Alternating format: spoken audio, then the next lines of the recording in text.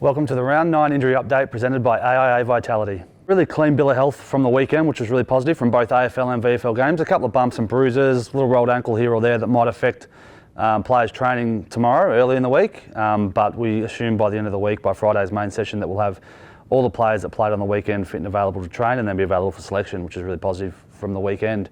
So the one that missed out, just couldn't quite reach the start line last week was Kruger. We know that rib injury a couple of weeks ago. He's feeling much better over the weekend, completed a running session at a really high quality intensity and matched sort of the running that we'd expect him to do in the games. He's yet to do contact, so we'll have to assess how that goes throughout the week.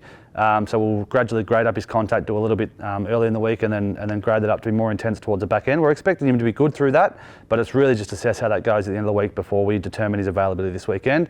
I'm sure Fly will be able to give an update on that towards the end of the week. A couple of rehab updates. So Joe Richards is running really well. He's at the official number's 92%. So he ran at 90% over the weekend as far as speed goes. We know the jump from 90 to 100% is sort of that real risky one with the hamstrings, and so we delayed that till this week. We didn't take that jump last week, so now we're really eliminating that risk. We'll grade him up. He'll be in some footy drills, and we'll grade him up from 90% to achieve 100% running speed by the end of the week, and then he'll be available for selection the following week. So barring any setbacks for Joe, that's the current plan for him. So really positive steps for him last week and moving forward to that round 10 timeline. The other one's Darcy Cameron. So he's put together a really good training week last week, and most of it was in a straight line fashion, so he's been able to match some of the running loads he gets in a game. But he's been doing a high level of functional work in the gym and then in the gymnastics on a softer floor with some jumping, landing, some rolling, all the things that we might expect that he's exposed to when it comes to games. So this week now is about putting that stuff that he's been doing in the gymnastics setting on the softer flooring and in the gym out onto the field. So you'll see him in some training drills this week, and we'll maintain the running conditioning that he's been doing, turn that into more specific ruck conditioning now out of the straight line running focus. And that's setting up really well to be available next week. So should he complete all those hoops through this week, we're hoping that he'll be fit and available for the following week. But again, we'll be able to provide an update on how we went with that early next week, but really positive signs for DC. Paddy Lipinski, he's moving really well as well. So he's now started his contact progression. So he's at week 9, 10, around about that mark post-shoulder surgery. So he's been doing some real early stage contact, and that's some light bump work, falling on the ground while he's in a brace position. And it's really about over the next 2 weeks, putting that into a really dynamic environment where he's starting to tackle some hit shields and bags and then people.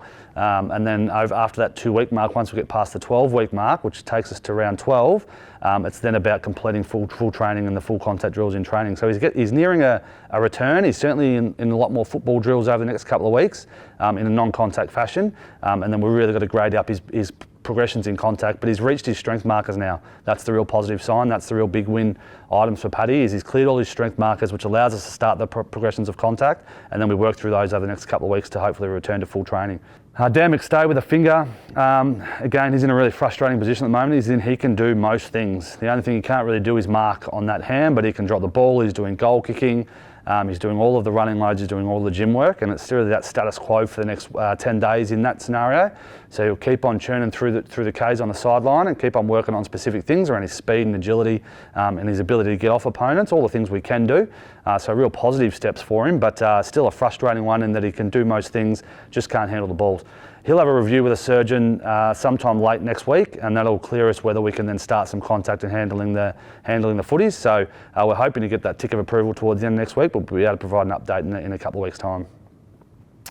Howie, again, is completing a really good running program on the sideline. He's sort of working with a real specialised hand therapist in around what he had with that forearm and some nerve stuff, and it's progressing really well. So he's taking sort of steps every day and getting a lot better to the point now where he's able to actually get a ball in his hands, and he's doing some kicking and some goal kicking and joining in some of the skills work with the team without any contact or direct contact on that hand. That's coming, all right? It's coming sooner rather than later.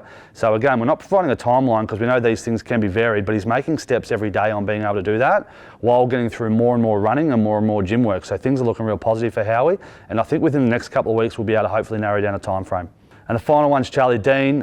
He's nearing a really good milestone. So he's had a follow-up review now. He's at 8 weeks post-surgery from that foot fracture, and he's had a follow-up review with a surgeon and a bunch of testing and MRIs and CTs to see how the healing in that bone has gone. And all things are tick, tick, tick. Really positive for Charlie. And that means now that we're basically being given a green light to run, and we want him to achieve some more functional markers in the gym as far as his calf and foot strengthening work before we go and do that. But to have that surgical approval to be able to run is a really positive step. And hopefully within the next couple of weeks, we'll see Charlie on the field doing a running program, which will be a real big boost for him and for the players to be able to see him edging closer towards that return to running stage. Thanks for listening. That's all for the Round 9 injury update.